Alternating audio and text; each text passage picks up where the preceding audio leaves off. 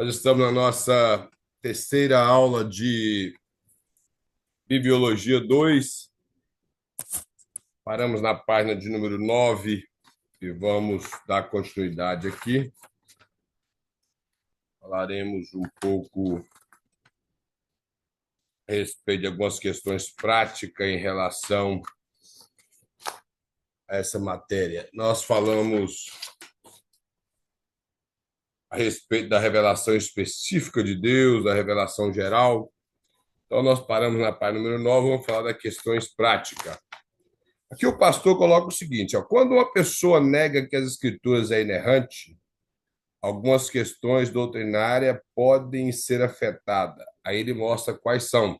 Por exemplo, que existe pessoas que vai dizer que na Bíblia ela tem erro, como eu citei na aula passada, o professor Rodrigo Silva, com a má interpretação do Evangelho de Marcos, ele chega a dizer que a Bíblia tem erros. Como eu já ouvi também da boca de alguns pastores assembleianos, há muitos anos atrás, um pastor que era muito conhecido no Brasil, ele hoje me parece que se encontra em uma situação um pouco difícil, mas quem é aqui assembleiano mais antigo vai lembrar. Pastor Arlindo Teodoro, um grande pregador que é do Espírito Santo. Na verdade, ele é da região de Minas Gerais, de Coronel Fabriciano, mas foi novo para o Espírito Santo e lá Deus abençoou ele tremendamente no ministério. Foi um homem que um dos grandes avivalistas do Brasil, mas, porém, hoje se encontra uma situação um pouco triste. Ele, uma vez, ele afirmou, pregando uma passagem de Apocalipse que fala que os anjos, João viu os anjos adorando a Deus dia e noite. Aí ele foi, infelizmente, ele disse que a Bíblia, que aquela passagem estava errada, porque no céu não tem dia e não tem noite. O tempo realmente nós não sabemos como que, na verdade, a eternidade não conta tempo, então nós não sabemos como que é na eternidade. Uma coisa sabemos que é claro, porque a luz de Deus clareia todas as coisas. E há uma certa confusão também com a eternidade, Nova Jerusalém, novos céus e nova terra. O povo faz uma certa bagunça com isso. E ao interpretar dessa forma que João viu anjos, nós temos que entender que a Bíblia traz uma linguagem humana, como eu falei na aula passada. Na perspectiva de João, quando ele escreve o Apocalipse, não que lá, na visão que ele teve no arrebatamento, ele viu o dia terminando onde ele estava. Na maneira que ele escreve para que o povo entendesse que os anjos adoravam constantemente, sem interrupção. Então, na nossa linguagem, seria dia e noite. É como nós dizemos, uma pessoa trabalha 24 horas, dia e noite. É só isso que João queria dizer, e o pastor acabou falando que havia um erro nas escrituras pela má interpretação de ver algo tão simples. Como nós vemos outros. Eu sei, o pastor até coloca aqui que existem algumas passagens na Bíblia que parecem ser paradoxais, mas não são. Basta, como eu falei na aula passada, nós gastarmos um pouco mais de tempo para reler, buscar um contexto remoto. Se no contexto próximo não ajuda, busca um contexto remoto.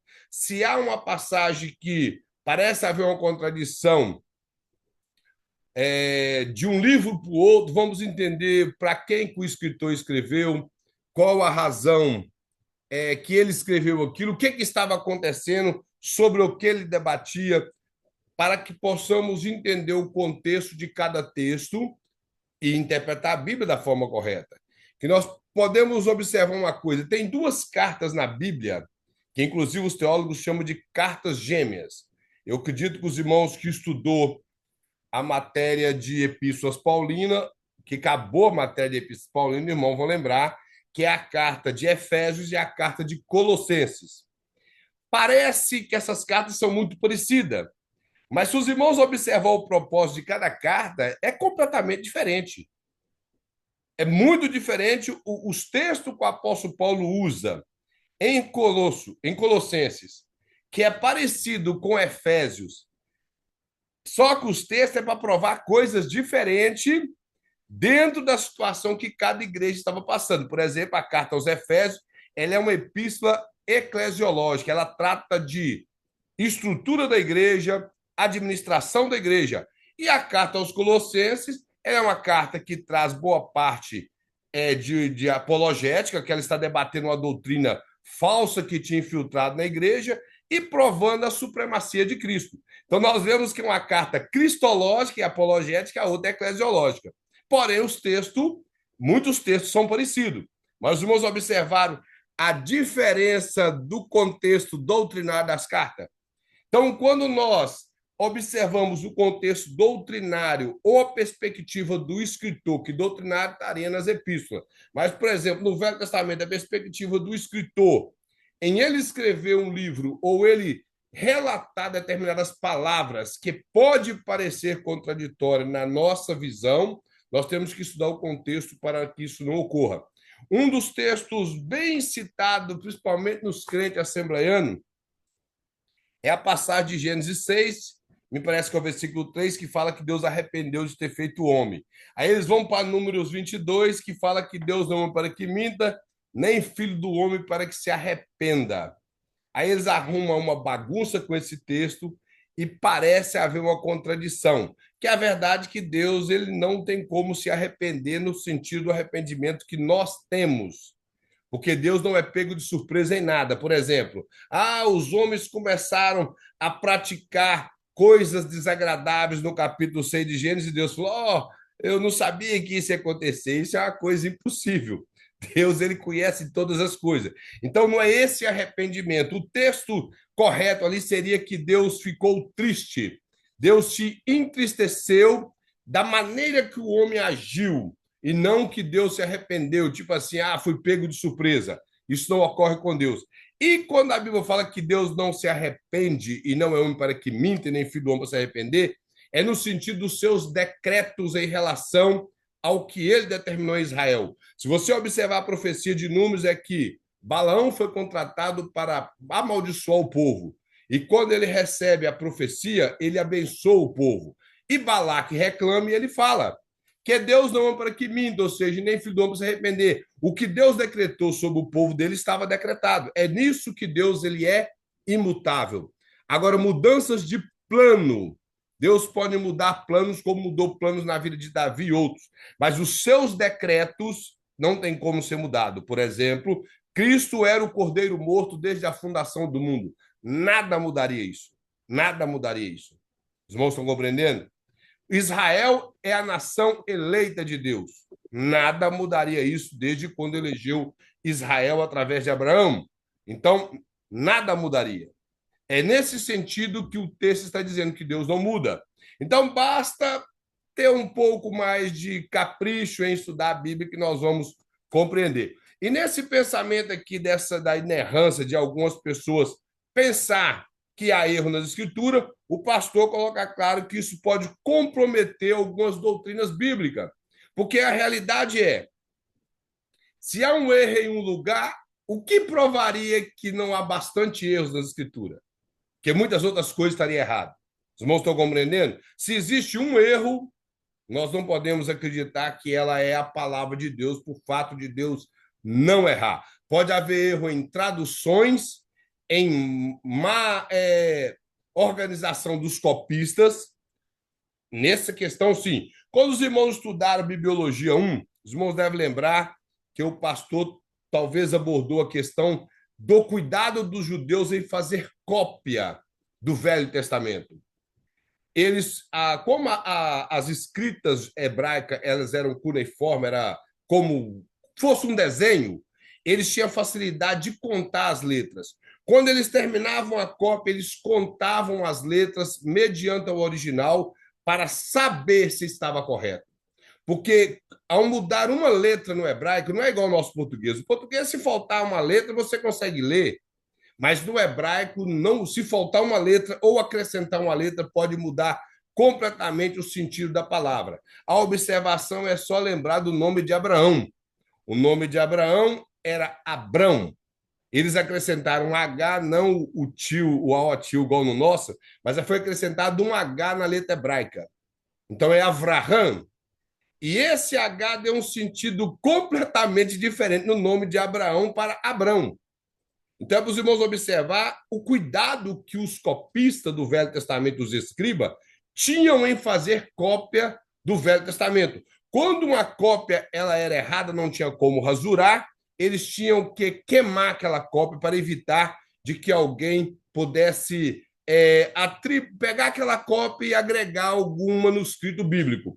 Já no Novo Testamento, os copistas do grego não teve tanto cuidado. Então, por isso nós temos hoje uma certa contradição de mais de 5.000 cópias no Novo Testamento, que há bastante coisas faltando, outras acrescentadas, outras trocado frases de lugar, mas as frases de lugar trocadas não faz tanto, não tem tanta preocupação. Por exemplo, falar Jesus Cristo, Cristo Jesus, colocar a frase de trás para frente, um bom intérprete do grego vai saber organizar a teologia ali, a interpretação. Mas no Velho Testamento eles tiveram muito cuidado com isso.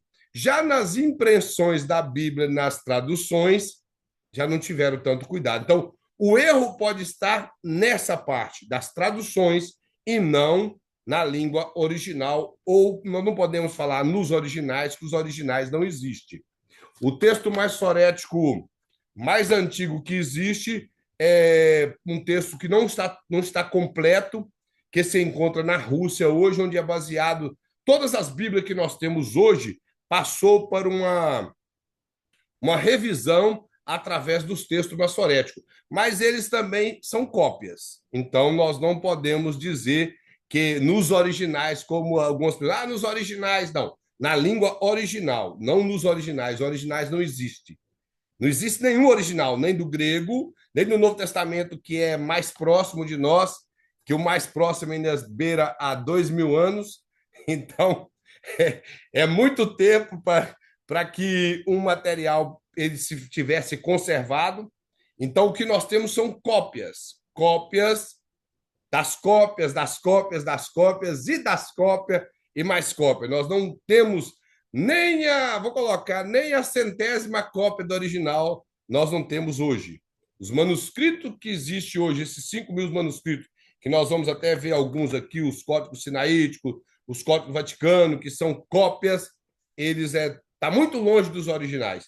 Então, essa dificuldade que pode ocorrer são nas traduções. E uma das coisas, por exemplo, que nós temos é a dificuldade do português.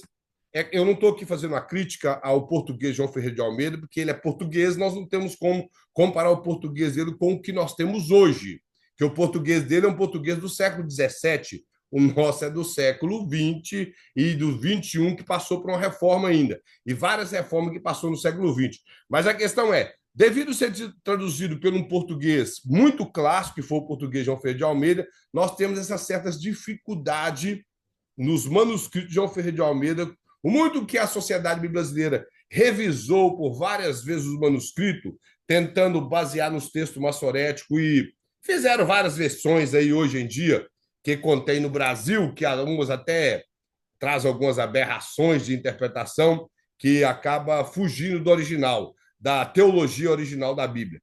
Mas a questão é, nós temos que entender que as cópias que nós temos hoje de traduções pode ter erro, mas não naquele sentido bíblico que foi escrito originalmente, não tem como ter erro, porque foi inspirado por Deus. Então, o pastor coloca aqui, ó. A negação da queda de Adão. Bom, Kleber, Como? eu queria fazer uma pergunta. Sim, pode perguntar. Você falou aí que Deus muda planos, mas não muda decretos. Uhum. Como que eu sei que é plano? Qual a diferença de planos com decretos de Deus? Como que eu vou saber diferenciar isso? Os decretos, por exemplo, hoje estão na Bíblia, são os registros bíblicos. Por exemplo, quando Deus mudou o plano, ele disse que ele iria punir Davi por ele ter contado o povo, está em 2 Reis 22, 1 Reis 22. Ele contou o povo. Então, Deus, o contar o povo ali, você tem que interpretar ali em crônicas, para saber que foi uma soberba que ele teve no coração. Como Israel prosperou muito, ele se engrandeceu. Então, ele mandou passar um pregão e fazer um censo contando o povo para mostrar a grandeza do seu reino e principalmente do seu exército. Então, Joabe aconselhou, ele não aceitou e Deus puniu o povo por isso. Aí Deus deu ele 3 opções. cair na mão do inimigo por algum tempo, ter doenças ou passar ou ter dificuldade de fome. Ele preocupou com a praga. E quando nessa praga, ele falou que era melhor cair na mão de Deus. E um anjo passou matando um monte de gente. De repente, antes de completar os 3 dias, já havia morrido muita gente em Israel. Aí Deus mudou o plano. A Bíblia deixa muito claro que quando Davi olhou para o anjo estava com a espada desembainhada e olhando para ele também. Eu acho que a vontade do anjo era matar ele, porque a culpa era dele. Aí o que ele fez? Ele orou a Deus e Deus mudou o plano. Agora, por exemplo, Deus deu um decreto para Abraão, que através da descendência dele, Sara, viria um filho. Abraão tentou dar uma ajuda a Deus e teve um filho com Agar, mas a promessa de Deus era através da descendência de Abraão com Sara. Sara era estéril, Abraão já estava com 100 anos, o costume da mulher do ciclo menstrual de Sara já havia acabado, mas Deus cumpriu a promessa, porque ele não mudou o decreto que ele fez a Abraão. A irmã entendeu? É. Hã? Entendeu? Não, pode perguntar, mas se não tiver entendido, tem que explicar de novo. Eu Porque, acho que eu entendi mais ou menos o raciocínio. É porque, difícil compreender o negócio, é meio complicado. porque no fato, por exemplo, os decretos de Deus hoje é o que está na Bíblia. Entenda isso. Profecia, revelação que tem aí, não é decreto divino. É As porque mani... lembra daquela história daquele profeta que ora lá na parede, depois que Deus avisa que ele vai morrer, aí o cara vai lá e ora, e Deus dá mais Isso. 15 Aquilo anos. ali não era um decreto. Aquilo ali não foi um decreto de Deus. É o rei Ezequias, que ele Aham. virou para o canto e chorou. O profeta Uhum. falou para ele pôr a casa dele em ordem que ele iria morrer, porque ele já estava Uhum. doente. Então, o que dá a entender é que ele buscou a Deus na sua doença. E Deus respondeu através do profeta: Não, você vai morrer, já, seu tempo já era. Você precisa de morrer, meu camarada. Ele pegou, orou, colocou como diz, alguns pontos para Deus e Deus compadeceu dele, Deus mais 15 anos. Só que quando você vai no livro de Crônicas, foram os piores 15 anos da vida de Ezequias. Ele Mas devia ter morrido. a gente não tem aquela noção assim, Deus, ele tem os planos dele, certo? Mas, na Os verdade, né, planos irmão, de ninguém Deus quer não morrer, né? mudam. Ninguém quer morrer. O muito, por exemplo, aqui, se eu perguntar, todo mundo quer salvo? Todo mundo vai levantar a mão. Se eu perguntar, você quer ir para o céu? Quero. Mas se ir para o céu hoje, enquanto Jesus não volta, a única maneira é passar pela morte, nós não queremos morrer, irmão. Nós estamos preparados para morrer, mas ninguém quer morrer. O rei Ezequias não queria morrer, então ele pediu a Deus. Talvez ele não estava tão velho, e ele pediu a Deus. Ele mostrou que ele fez reforma, que ele temeu a Deus, que ele batalhou nas batalhas contra Senaqueribe. E Deus teve misericórdia, deu mais 15 anos. Só que é o que eu estou falando. Aí Deus foi lá e mudou de plano. Deus foi Isso, lá e aí mudou de Deus mudou plano. os planos. Deus muda de plano. Mudou os planos, foi isso que aconteceu. Deus mudou os planos. Outro decreto de Deus para a irmã entender. Deus disse assim para Davi: nunca faltará descendente no seu trono. A nação de Israel Uhum. dividiu em 2 reinos: o reino norte, com 10 tribos, com a sua sede em Samaria, Uhum. governado por Jeroboão. E o reino sul, governado por Roboão, filho de Salomão, com 2 tribos, Benjamim e Judá. Passaram-se 21 reis em Judá, todos descendentes de Davi.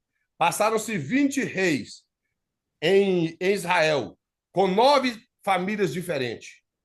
A irmã está entendendo?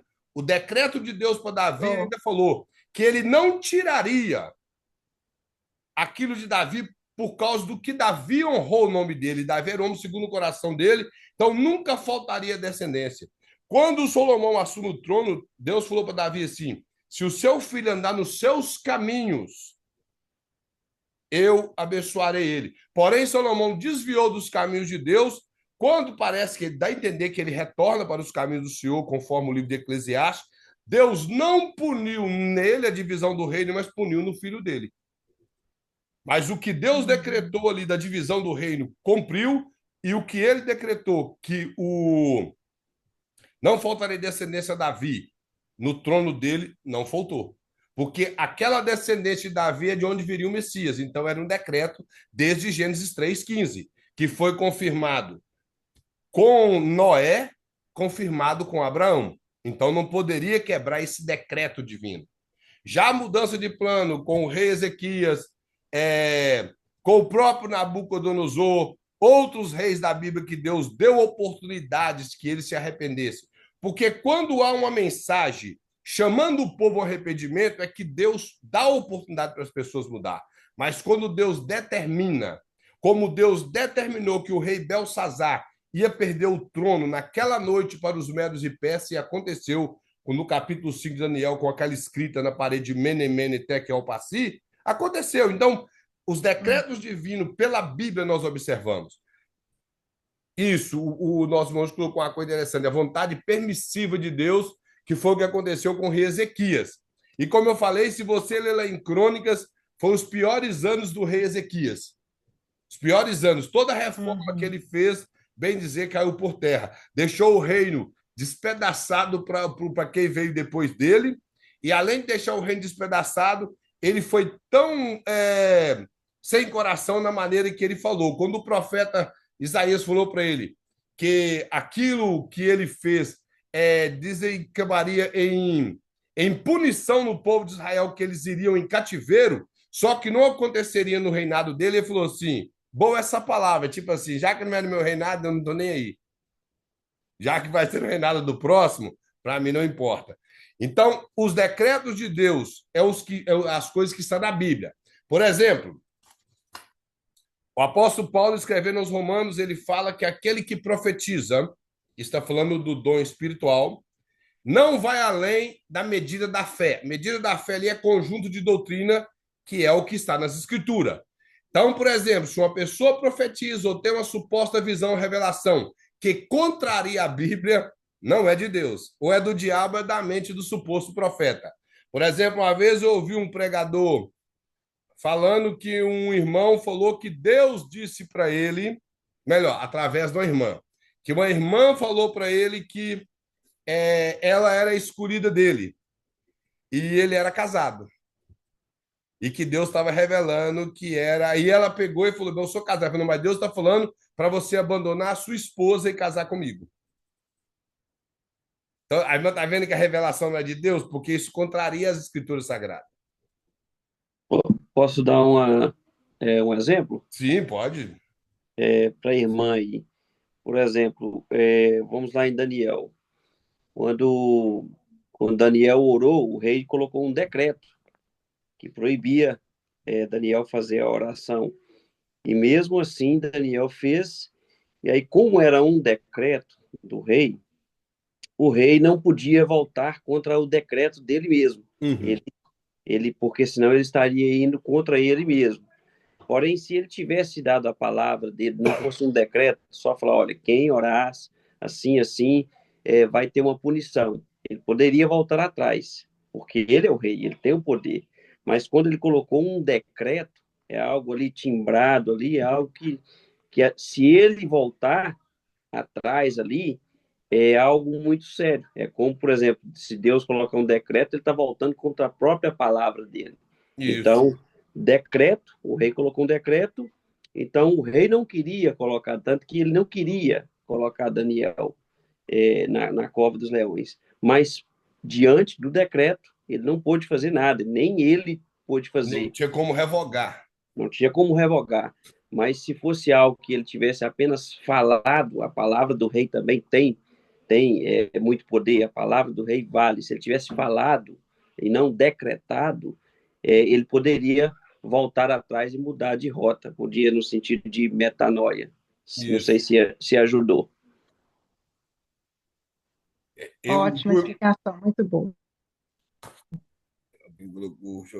Nosso irmão Zandro, um decreto é o mesmo que uma lei. Não temos como ir contra enquanto os planos de Deus dependem das nossas ações. Realidade. Isso aí. Então, o decreto é isso, irmãos. É uma lei divina que não tem como. O próprio profeta Balaão falou: não tenho como amaldiçoar aquilo que Deus abençoou. Contra Jacó não há encantamento. Então, Deus abençoou Israel e foi abençoado. Então, não tinha como aquilo voltar atrás. E como eu estou falando, hoje, para nós, decreto é aquilo que está na Escritura. Então, na Escritura, são os decretos divinos. Se hoje qualquer pessoa levantando, falando qualquer coisa, é falso profeta, se é contrário à Bíblia. Então não tem como contradizer as escrituras sagradas.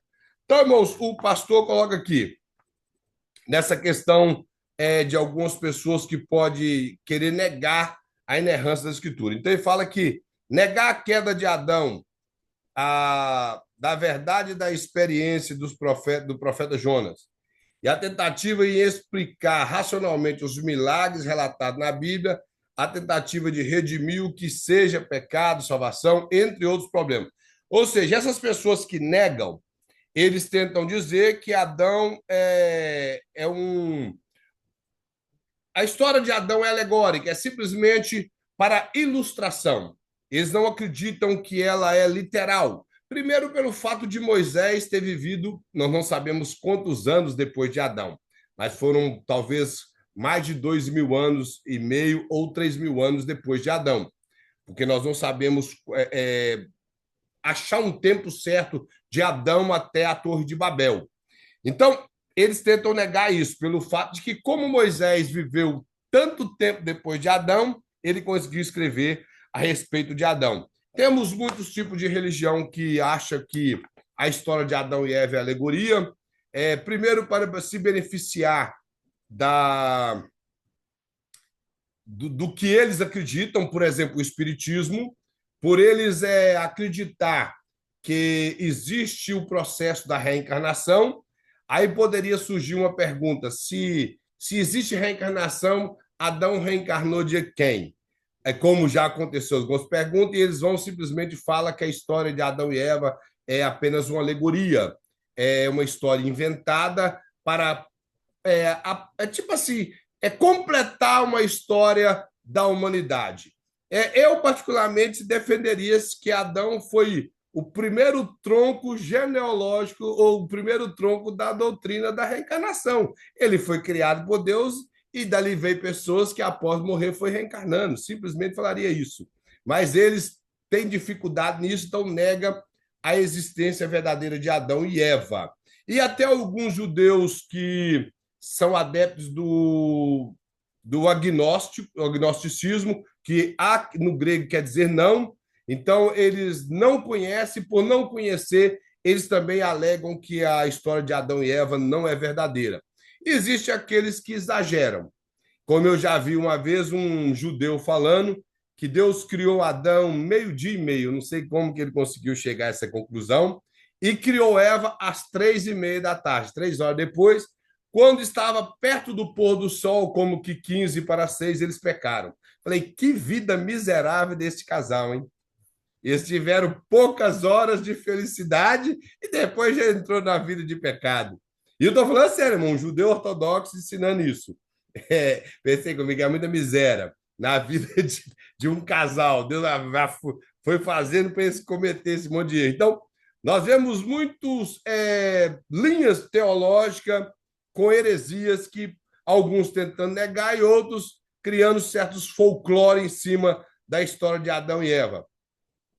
A outra que eles tentam negar é a existência de Jonas. Uns falam que o livro é mentiroso, porque a possibilidade que exista um peixe que tenha condição de engolir o homem é impossível, pelo fato de que boa parte dos peixes não tem esse estômago tão grande para engolir um homem, não importa a estatura desse homem. Há quem crê que Jonas foi engolido por uma cachalote, aquela espécie de baleia que tem a cabeça meio quadrada, ou um tubarão-baleia, por ter a sua garganta bem larga, que poderia engolir, e até aqueles que acreditam na baleia azul. Dentro da geografia, há quem crê que o único peixe que existia no mar Mediterrâneo, no local que Jonas foi lançado, foi essa cachalote. E também acredita-se que ela é uma espécie de baleia que come carne. Então, por acreditar nisso, acha que não tinha possibilidade dela não ter mastigado Jonas e o matado. Então, por esse tipo de coisa, eles negam a proteção divina sobre a vida do profeta E, ao negar isso, eles criam tantas coisas para negar a história. E também tem o pensamento de ser uma história alegórica, simplesmente ilustrativa, para ilustrar o amor de Deus para com o povo e o ímpio e o livramento dele para com aqueles que, mesmo que desobedecem e arrependem, eles possam ter a misericórdia divina. Mas aí nós teremos uma dificuldade, porque o contexto remoto mostra que Jonas era um personagem, porque Jesus cita ele como uma pessoa e não como uma história alegórica.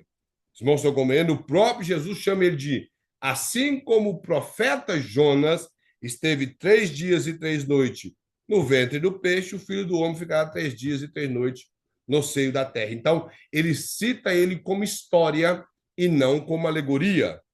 Então, por isso que teria dificuldade. A questão do peixe, se era baleia, se não era, não me interessa. A Bíblia fala que um certo ser marinho engoliu Jonas e fala que é um grande peixe. Se a Bíblia fala, eu acredito. Não importa se o peixe era do tamanho de Jonas, se era menor do que Jonas, se era 3 vezes maior do que ele. Uma coisa é, a Bíblia diz que engoliu e acabou.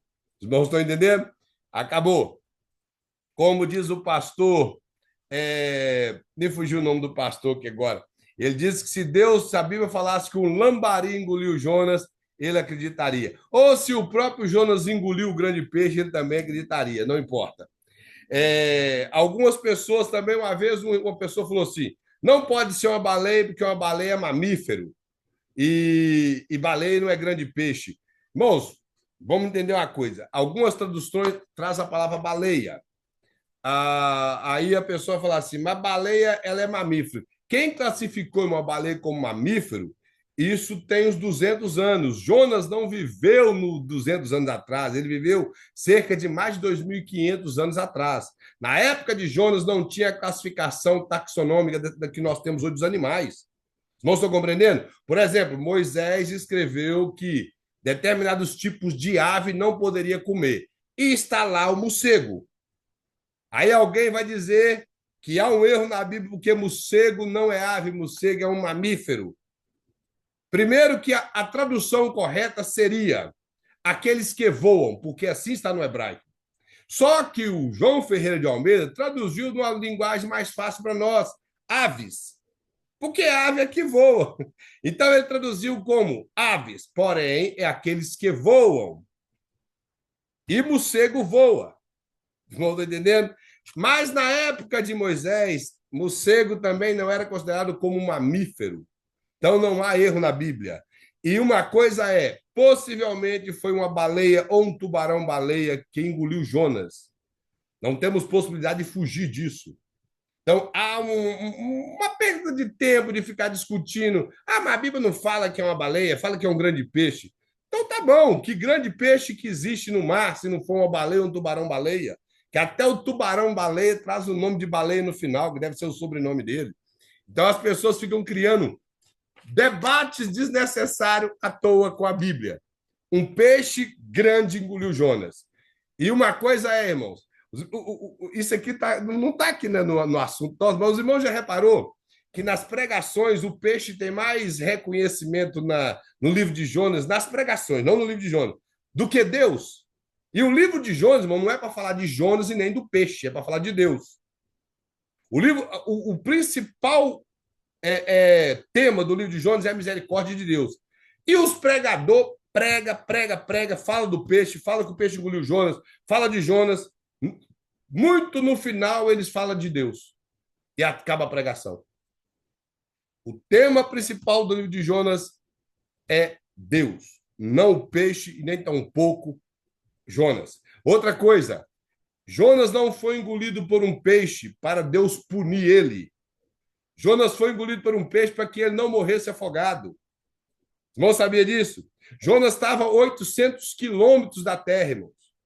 O único homem que nadou 800 quilômetros, que dizer que nadou por 7 horas, foi Valdomiro Santiago. Mas ninguém conseguiu fazer isso. Então, não há possibilidade de que Jonas chegasse na terra sem que um peixe engolisse ele.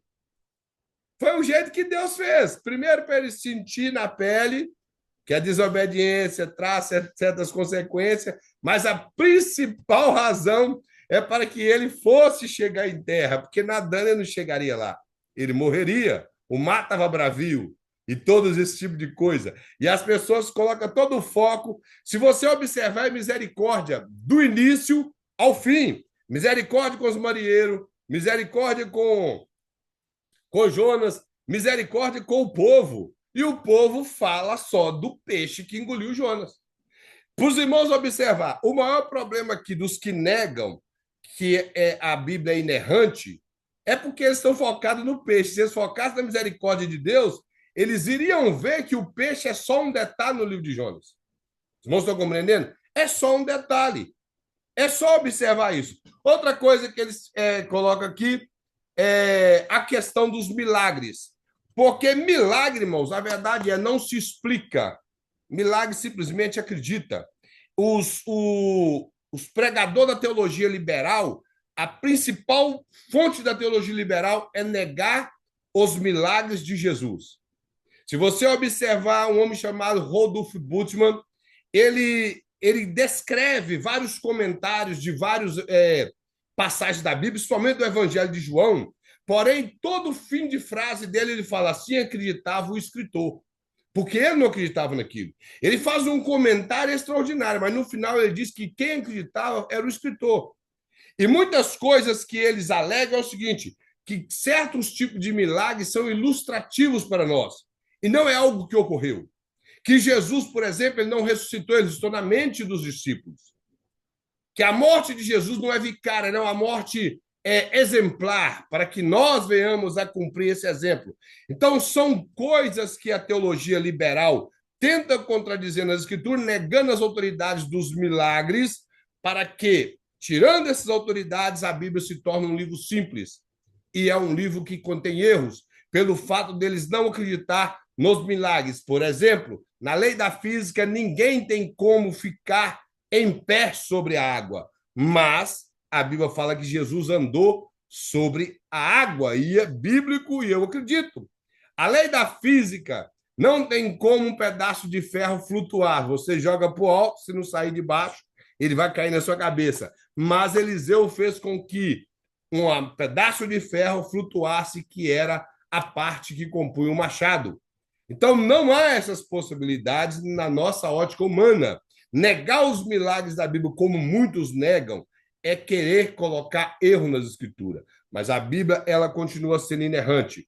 Ele mostra mais aí na tentativa de definir a questão do pecado, voltando à questão de Adão. Se não existiu Adão, não existe pecado. Se não existe pecado, nós somos pessoas que não cometemos pecado. Se não cometemos pecado, não precisamos de Deus. Se não precisamos de Deus, podemos viver de qualquer maneira, porque não há pecado em nossas ações. Então, as pessoas tentam dizer isso para que elas possam viver com a consciência tranquila diante de todas as quebras da lei de Deus. E ao negar a inerrância das Escrituras, eles vão dizer que esses parâmetros morais que a lei de Deus apresenta para nós não precisam ser cumpridos, porque há erro nas Escrituras. E outra coisa, ele mostra que a questão da salvação, como eu falei, se não tem pecado, não precisa de salvação. E a salvação, ela não poderia ser executada por uma pessoa, como há esse pensamento dentro da linha judaica, que por eles não aceitar a Cristo como Senhor e a nossa expiação, a morte substituta, eles negam essa parte do Novo Testamento. E, para quem não sabe, irmãos, os judeus messiânicos não acreditam em Jesus como Deus. Eles acreditam em Jesus como o Messias. Então, para eles também, Jesus não é o Salvador das nossas almas. E eu estou dizendo isso porque tem muito crente que tem admiração para o judeu messiânico. Na verdade, tem muito crente que acha que os judeus são melhores do que os cristãos hoje. E não são. Os judeus, o propósito de Deus na vida dos judeus se cumpriu em Cristo. A única coisa que ainda tem nos judeus que não passa conforme Jeremias, que lá disse que enquanto houver dia, houver noite, houver sol e houver chuva, os judeus ainda permanecem sendo o povo escolhido de Deus. Mas os decretos de Deus em relação a Cristo já se cumpriu em Israel. Os irmãos estão compreendendo? Então, os judeus não têm nada melhor do que nós. O pastor até coloca uma coisa interessante aqui mais para frente, que os judeus, irmãos, são os piores intérpretes das Escrituras. Se os irmãos não sabem. Tem pessoa que fica encantada com o judeu interpretando Bíblia. E os judeus são muito ruins na interpretação da Bíblia. O apóstolo Paulo fala que quando eles abrem a lei, eles são cegos. Fala que eles contêm ainda aquele mesmo véu que estava sobre o rosto de Moisés. Fala que a visão deles embotar quer dizer cego, é quando uma faca perde o corte. Então, diz que eles não conseguem enxergar a espiritualidade da lei. Por isso, eles vivem essa vida que vive até hoje, esperando o Messias que já veio e se achando melhor do que muitas pessoas. Outra coisa que o pastor coloca aqui, ó, essa atitude também pode gerar erros no estilo de vida do cristão, ou seja, acreditar que a Bíblia tem erro pode fazer com que os cristãos vivam uma vida equivocada em relação às Escrituras. Ele fala assim, ó, uma visão liberal da sociedade, da seriedade do adultério, da homossexualidade, do divórcio, do novo casamento. A pessoa também pode fazer uma reinterpretação do papel da mulher na família e encarar a Bíblia como um bom livro de leitura apenas. Ou seja, é apenas mais uma literatura que contém códigos, histórias mirabolantes ou exageradas, que seria na perspectiva dessa pessoa, porque se eu não cresce que a Bíblia é inspirada, para mim a história de Sansão seria uma história exagerada como que os filmes de Hollywood. Vamos ser verdadeiro. Você acreditaria, sem ser na unção de Deus, que um homem mata 1000 pessoas com um pedaço de osso? É só nos filmes de Hollywood. Ou na unção de Deus. E que um homem arrancaria um portão que é aproximadamente de 2 a 3 toneladas e andaria cerca de quilômetros com ele nas costas. Um portão de uma cidade, quando eles tentaram prender ele na cidade de Gaza, ele arrancou o portão e levou para outra cidade bem distante nas costas.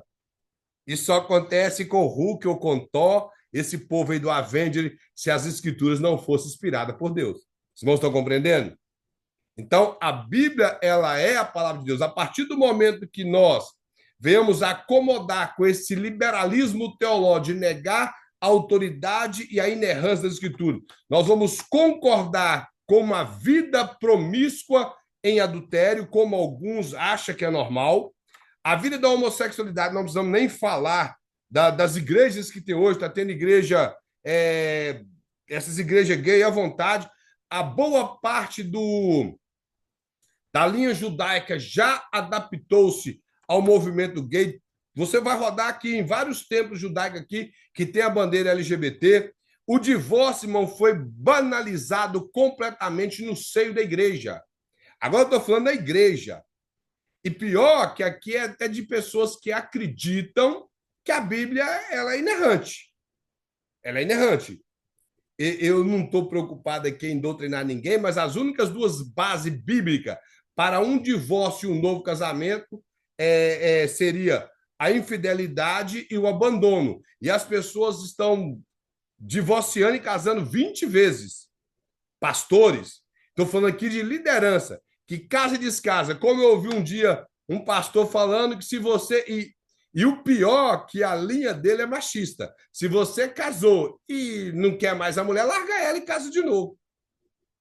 O pensamento de... E ele já casou 5 vezes. 5 vezes. Ele é perturbado. 5 vezes. Então, é o camarada banalizar essa questão. São pessoas que querem tirar a autoridade da Escritura. Nós entendemos casos e muitos casos a questão do divórcio. Entendemos muitos casos, mas a pessoa falar que você simplesmente não quer mais a mulher, pode largar ela e trocar ela por outra que achou na igreja melhor, isso aí é desfazer dos padrões bíblicos. Quando a Bíblia fala, irmãos, em Malaquias, que Deus odeia o repúdio, se os irmãos observar o texto, está falando para a liderança daquela época, era para o sacerdote. Era para o sacerdote.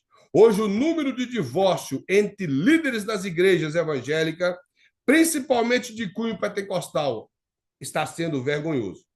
Vergonhoso.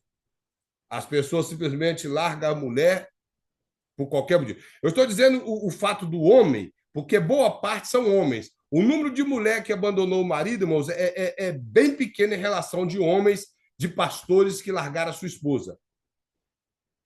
E boa parte deles cometeu adultério, como a igreja é dele, não é de Cristo, ele não foi punido, ele não passou por um processo de nada, simplesmente casou com aquela que ele adulterou, que também às vezes traiu o marido ou era solteira, teve novo casamento e permanece como que nada aconteceu. Tá tudo normal.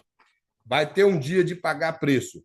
O pastor coloca aqui também em relação, ele falou do divórcio e do novo casamento, de pessoas que fazem uma reinterpretação do papel da mulher na família.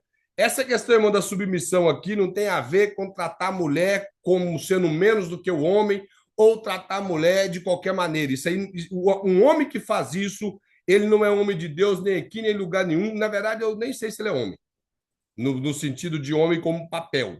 Estou falando de masculinidade, estou falando de homem como papel. Submissão não é ser pisada, é estar debaixo da mesma missão. Isso é submissão. Uma mulher de um crente, ela está junto com ele na missão. São papéis delegados diferentes e ninguém é mais do que ninguém. O apóstolo Paulo fala que não há grego e não há judeu, não há grego, não há judeu, não há homem, não há mulher, não há escravo e não tem livres. Todos são iguais perante os olhos do Senhor. Então, dentro de um lar tem papéis diferentes. E não por ser homem é mais do que mulher. O fato... Aí alguém vai falar, mas a Bíblia fala como é o cabeça da mulher. Ok. Só que tem uma parte na Bíblia que fala que a mulher é a coroa do homem. Coroa é posto na cabeça. Então, está acima da cabeça. E como vai ficar isso? Quando fala cabeça, é papel diferente. Somente isso. Porque a Bíblia fala que Deus é cabeça de Cristo. Tem alguém aqui na sala que atreva a dizer que Deus é maior do que Jesus? Deus Pai? Os irmãos sabem que o Deus Pai e Jesus são Deus da mesma proporção que nós não alcançamos na nossa mente, mas da mesma essência, da mesma proporção, como igual. Nenhum é mais do que o outro. Mas a Bíblia, o apóstolo Paulo fala que Deus Pai é cabeça de Cristo. Os irmãos estão compreendendo?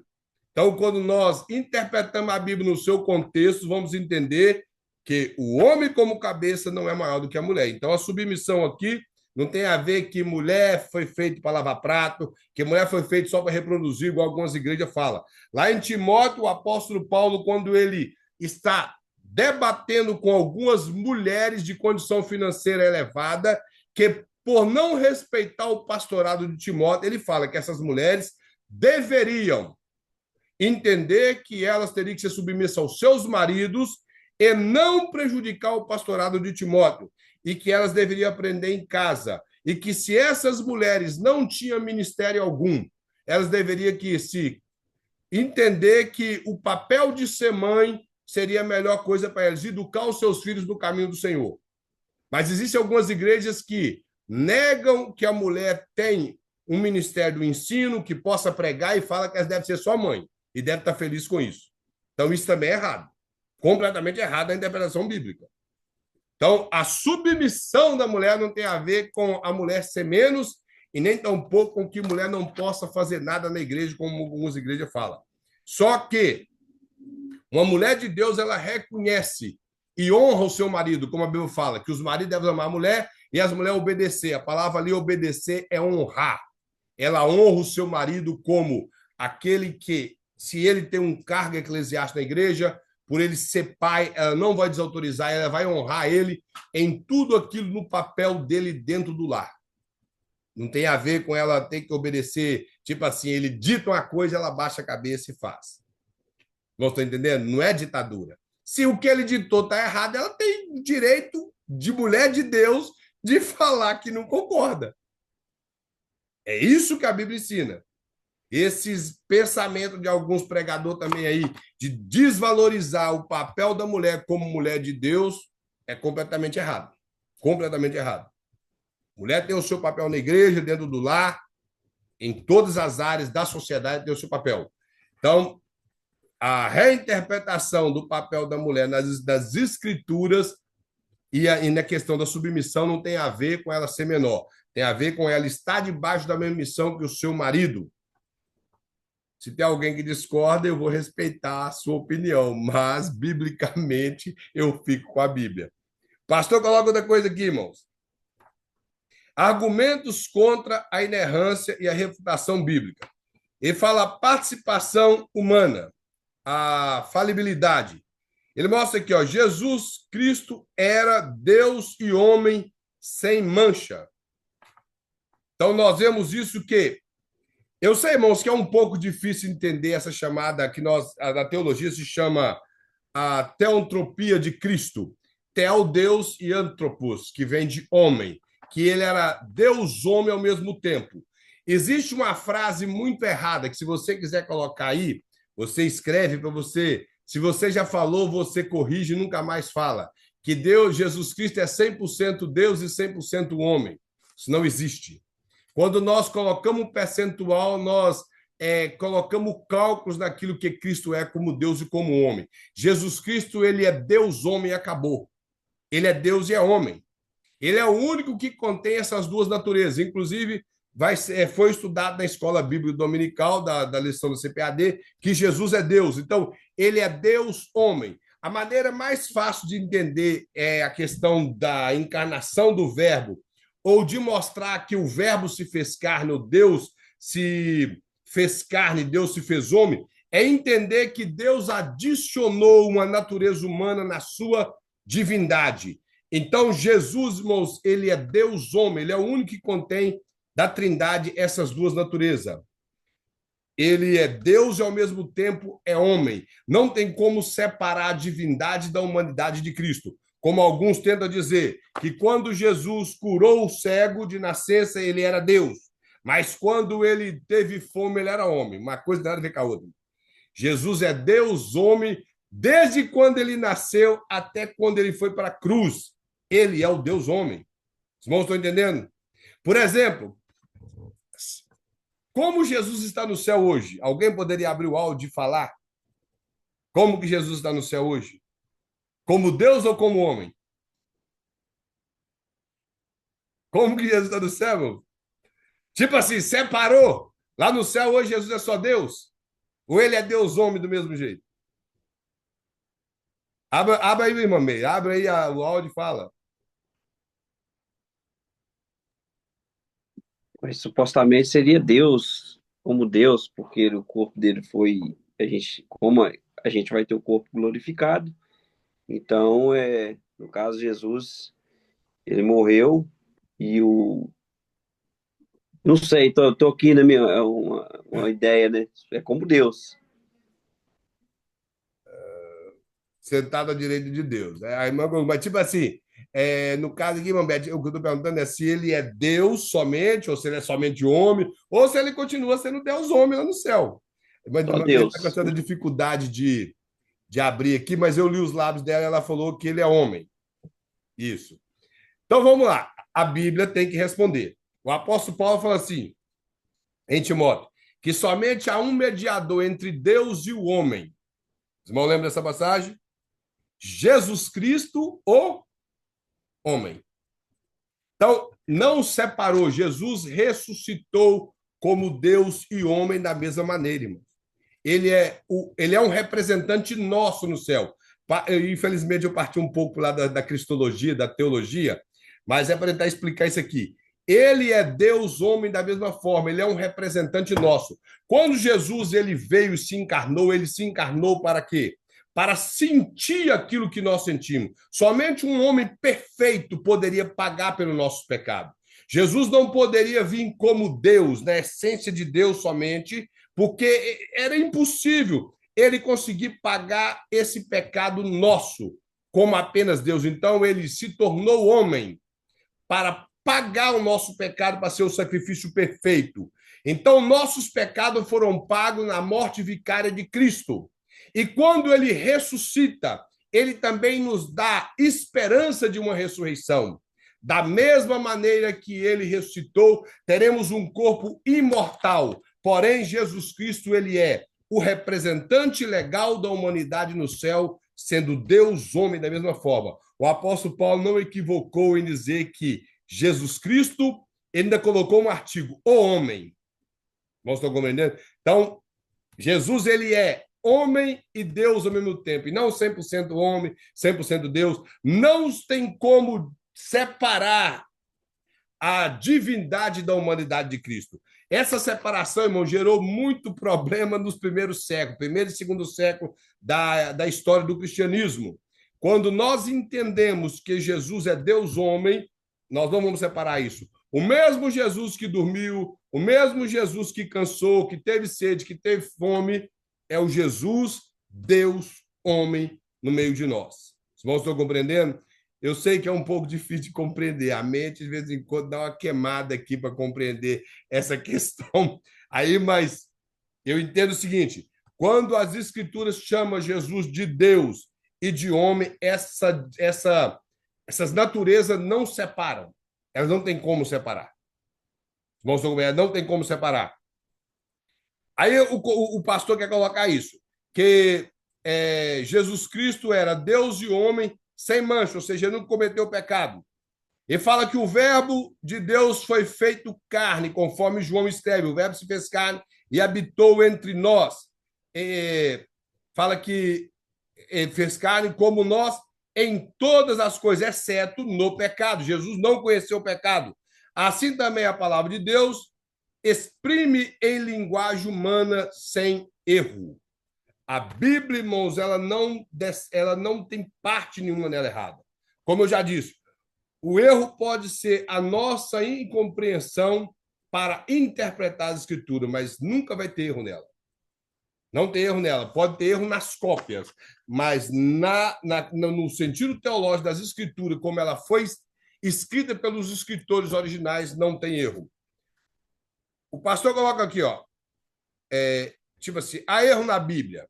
Ele fala, há erro nas cópias, como eu já falei, mas esses erros não arranham nenhuma doutrina essencial. Alguns erros podem ser apenas aparentes. O que o pastor quer mostrar é que as cópias poderiam ter erros. Como eu falei, as cópias, principalmente do Novo Testamento, houve um descuido muito grande dos pais da igreja ou dos copistas, não dos pais da igreja organizou mais a Bíblia, mas dos copistas da Bíblia, nesse período do Novo Testamento, tem fazer uma cópia e largar por metade, trocar palavras de lugar. Primeiro que nós temos que entender que as cópias eram feitas, boa parte delas ditada. Naquela época não existia energia elétrica. As pessoas faziam cópias em alguns lugares com pouca luz.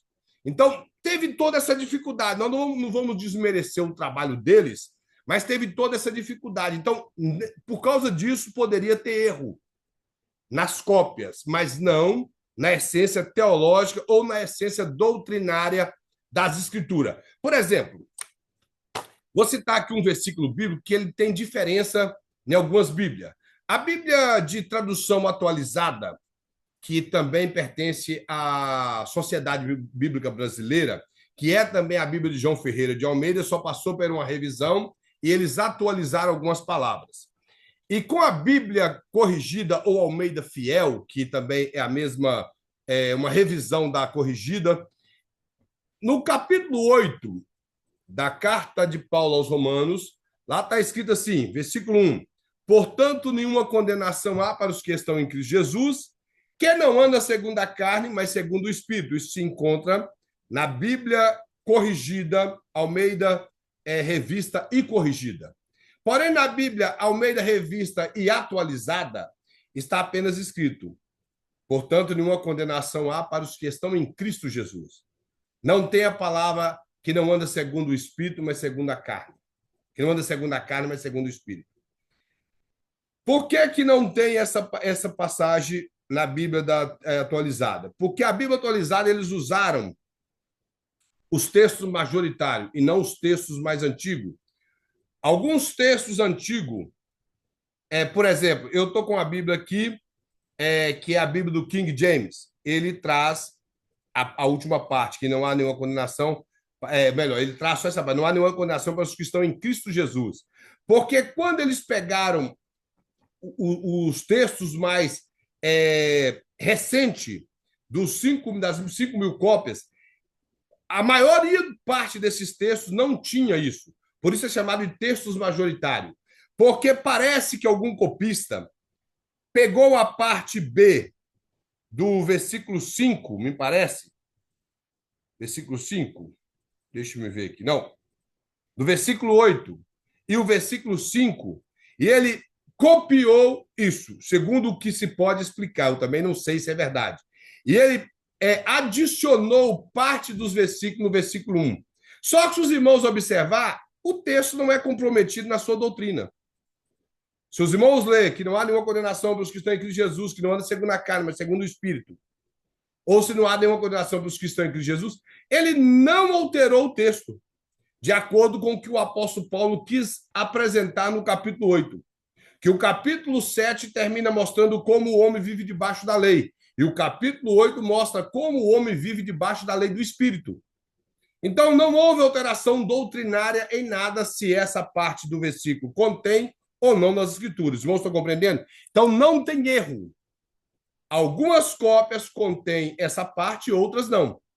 E isso não alterou o contexto doutrinário, conforme o pastor coloca aqui. Ele fala que o conceito da inerrância só diz respeito aos manuscritos originais. Nós não os temos, por isso o debate não tem sentido.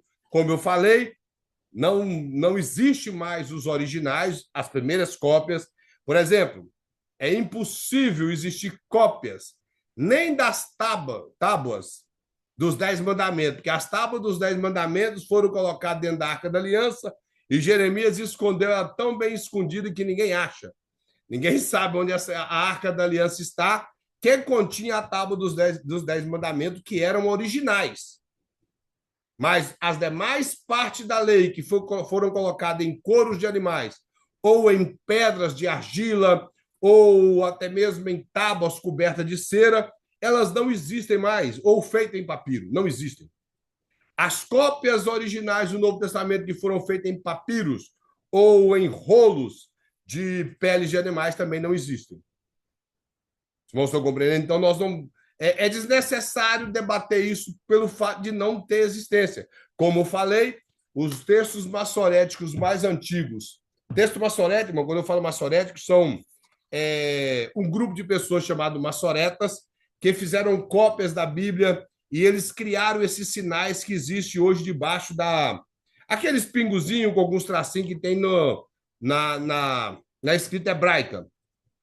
Mas os textos maçoréticos do Velho Testamento, eles não tinham vogais, era apenas as consoantes. Então, não tinha aqueles pingos, aquelas tracinhos embaixo. Por isso é chamado de textos maçoréticos, foram os primeiros escritos. Então, os textos maçoréticos mais antigos são esses que contêm, que hoje há em alguma biblioteca, algum museu na Rússia, eles são detentores desses manuscritos, e eles concedem para algumas sociedades bíblicas para revisar as suas Bíblias. Porém, eles também são cópias da cópia, da cópia, da cópia, da cópia de cópias que talvez tenha mais de 1000 anos. Então, nós não podemos discutir em questões de original. O que nós temos hoje são línguas originais e não... E mesmo assim, as línguas originais da Bíblia não é falada também mais. Por exemplo, ninguém fala o hebraico maçorético, ninguém fala aramaico e tampouco fala o grego koiné. Os irmãos entenderam uma coisa. O hebraico falado em Israel hoje é o hebraico Yiddish. Ele é meio misturado com o alemão, tem muitas palavras polonês misturado. Então, é algo que foi criado no período que o povo refugiou na Europa, que, na verdade, era o antigo Império Saxônico. E o grego falado hoje é o grego demodiquê, que é um grego mais clássico. Então, as línguas originais da Bíblia se perderam.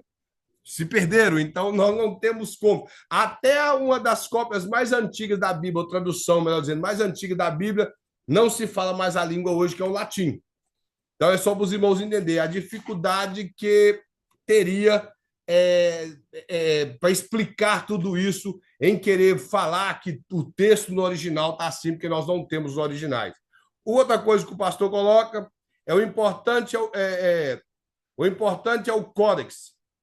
É uma cópia perfeita, tem o mesmo valor do original. Esses códices, irmão, mais para frente nós vamos ver um pouco, era uma encadernação feita à mão porque na época não existia imprensa, a imprensa é coisa do século XV, então eles faziam esses códices na própria mão e alguns códices já no século I e século II, o códice é chamado porque foram feitos nas mãos, com letras quadráticas. E no século II e século III, pelo século I, II e III, finalzinho do século I, eles começaram a encadernar esses códices. Então, eles eram encadernação dos códigos, por isso é chamado o Códice de Vaticano, os códices sinaíticos, que já eram encadernados. O pastor coloca outra coisa, que a Bíblia mesmo fala das suas cópias anteriores, conforme Deuteronômio. Ele mostra aqui que os autores do Novo Testamento não tinham os originais do Antigo Testamento, mas cópias. O próprio Jesus descartou a inerrância, destacou a inerrância desses códices, conforme está em João 10:35. O que o pastor quer mostrar aqui, que até no período de Cristo, o que eles tinham eram cópias. Por quê? Os judeus se preocuparam em fazer muitas cópias, principalmente depois do cativeiro babilônico. Eles colocavam essas cópias dentro de cilindros de barro, que era uma espécie de vasos de barro. Esses códices ou essas cópias eram seladas e colocadas e guardadas ali os rolos dos livros. Os livros maiores eram vários rolos, os menores, às vezes, apenas um rolo, como Jonas, Obadias, Naum. Eles faziam apenas um rolo, mas guardavam dentro desses cilindros de barro para conservar, porque boa parte era feita em couros, que durava talvez 600 anos, e os papiros entre 250 até 400 anos, dependendo do tanto que era usado. E eles preocupavam com isso, mas tudo era cópia. Os manuscritos que os apóstolos de Jesus teve em mão eram cópias. Isso é uma coisa interessante, que boa parte dos manuscritos escritos na mão, que Jesus teve em mãos, e que o próprio apóstolo Paulo citou muito, era da Septuaginta, nem era da Bíblia hebraica. Se os irmãos observarem, os irmãos vão ver muitas citações de Paulo do Velho Testamento, que algumas coisas diferentes. Porém, por quê? Porque Paulo utilizou a Septuaginta. Lucas utilizou muito a Septuaginta. E uma coisa interessante, o escritor da carta aos Hebreus, que ele escreveu diretamente para judeus, ele deveria ter usado a maior parte da Bíblia hebraica. Ele usou quase 70% dos manuscritos da Bíblia grega, da Septuaginta, do que da Bíblia hebraica. A Septuaginta é a cópia do Velho Testamento, a tradução, melhor dizendo, do Velho Testamento, ele utilizou mais a tradução grega do que o original hebraico. Só para os irmãos terem uma. Mas o que eles tinham em mão era cópias, e não os originais. E o pastor coloca uma coisa interessante, que quando Moisés, ele, claro, dado através como se fosse uma profecia, que quando viesse ter um rei sobre Israel, esse rei deveria fazer uma cópia da lei. Então, não era proibido fazer cópia, e essa cópia tinha o mesmo peso de autoridade de inerrância como os originais. E os originais estavam na mão de Moisés. E ele disse que deveria fazer cópias desses manuscritos. Aí o pastor coloca aqui, que atualmente, irmãos, há mais de 5.000 manuscritos do Novo Testamento. E com 350 códices, os códices sinaíticos, os códigos vaticanos, os alexandrinos, mas depois nós vamos falar a respeito desses códigos. E mais de 86 mil citações bíblicas nos escritos dos pais da igreja, em antigas traduções. Os pais da igreja são os pais apostólicos, como Policarpo e outros, que deixaram alguns escritos. Então, tem citações. Nós vemos o Eusébio de Cesareia, que tem muitas citações, principalmente do Novo Testamento, no seu livro, muitas passagens dos Evangelhos. Temos muitos livros de Irineu de Leão, livros de Orígenes, que tem várias passagens do Velho Testamento, como do Novo, Então, esses homens que são os pais da igreja, conforme o pastor coloca aqui, dos primeiros séculos da história da igreja, tem muitas citações da Bíblia, mostrando que se esses códices e essas citações, e principalmente esses manuscritos neotestamentários, eles trazem esse conteúdo, mostra que há uma inerrância, que se compara um desses manuscritos com o outro, vê que eles têm palavras trocadas, mas a teologia ou a doutrina, ela não muda. A doutrina bíblica não muda. Outra coisa que o pastor coloca, com respeito à inerrância da Bíblia, que temos, ela tem algumas palavras discutidas com respeito a autógrafos originais, mas ainda esta Bíblia de hoje são verdadeiras palavras de Deus, inspirada e inerrante, à medida que ela reflete a obra original. O pastor quer mostrar aqui que, com respeito a essa questão da inerrância, em relação aos originais, nós podemos ter algumas palavras que podem estar diferentes, porque muitas palavras, irmão, às vezes perdem o sentido nas traduções. Isso de língua próxima, como por exemplo, do inglês para o português, perde muita tradução a algum significado. Por quê? O inglês é uma língua saxônica, ela surgiu, me parece que do alemão.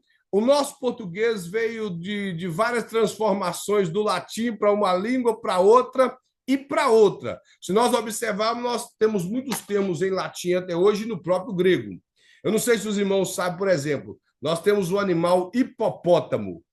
O hipopótamo é uma junção de duas palavras, que hipo quer dizer cavalo e tâmonos, que quer dizer água ou rios. Então, hipopótamo é um cavalo do rio. Mas no nosso português, hipopótamo nós entendemos que é apenas um bicho que vive tanto na água como na terra.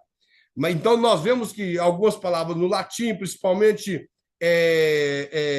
quando é usado na escola, nas aulas de biologia, muitas palavras no próprio grego, principalmente para dentista, para as coisas médicas, nós temos as palavras. Porém, quando se fala da Bíblia, essas palavras, muito que elas mudam dentro do nosso português, mas se nós observarmos, ela não tira a inerrância das escrituras, ela não mostra um erro. É simplesmente que foi a palavra mais próxima daquilo que nós achamos. Os irmãos estão compreendendo? No próprio inglês, quando se traduz para o português, às vezes tenta achar uma palavra mais próxima que pode dizer aquilo que eles querem falar. É assim que era a escritura. Só que quando nós observamos, não perde a doutrina das escrituras. Não perde. Não tem como perder a doutrina que a Bíblia quer apresentar. Ela não vai perder pelo fato que a palavra pode ser diferente. E que, às vezes, quando você conversa com algum judeu, e os judeus, por exemplo, eles não aceitam traduções da Bíblia hebraica. Primeiro, que eles exageram dizendo que a língua hebraica é uma língua divina. Primeira coisa que eles falam isso. E segundo, que devido à tradução, às vezes, fugir um pouco, eles acham que nós não podemos fazer uma tradução por isso. Mas quando você observa que não altera, ela não altera naquilo que realmente o escritor bíblico quis transmitir. Não altera em nada. Pode parecer diferente um pouco quando eles querem falar uma coisa que, às vezes, boa parte também da interpretação judaica, eles tentam fazer com jogos de letra, divisão da palavra, quer colocar numerologia e esse monte de coisa para tentar forçar uma interpretação. E a Bíblia, nós temos que entender que a Bíblia é aquilo que o autor quis passar. A mensagem que ele quis passar que é a correta. Por exemplo, eu costumo dizer isso muito, irmãos. Eu não sou contra quem acredita. Mas qual o propósito da mensagem do capítulo 1 de Gênesis? Mostrar a criação, certo? Os irmãos concordam? Faz assim com a mão. Quer mostrar a criação, que tudo foi criado por Deus, certo? Perfeito. Há quem acredita que no capítulo 1 e capítulo 2 há um certo gap, um espaço de tempo. Milhões, uns dá até uma quantidade certa de anos, que tem 32 milhões e tantos dias e até horas. Eu não sei como que eles chegaram nessa conclusão. E faz isso. Eu, particularmente, não acredito no gap. Isso sou eu, mas quem acredita, eu respeito. Há possibilidade de ter o gap? Sim. Há possibilidade. Mas há possibilidade de não ter? Também. Há respaldo bíblico para não ter? Bastante. Há respaldo bíblico para ter um gap? Não. Não tem base bíblica. Não estão compreendendo? Mas precisa de discutir isso, tentar discutir, porque a ciência no período do